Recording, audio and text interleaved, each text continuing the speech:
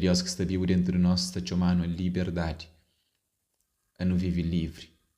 E para não viver livre, minha gente, nós não tem que evita tudo que as coisas que está escravizando. E deixa eu ver se ainda fanhos, tem escravos que sabem se ele é escravo.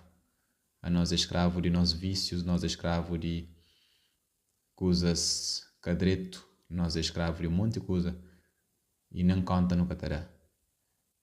Então, para não vivenciar aquele Deus interno, Deus interior, a nós não tem que liberta a nossa cabeça. E que a libertação ali também através de um caminhada que nós não podemos fazer. Uma caminhada interior. E que é de responsabilidade de cada um. Que ninguém para bem falar, tem que fazer isso ou tem que fazer aquilo. Simplesmente toma a decisão. Toma a decisão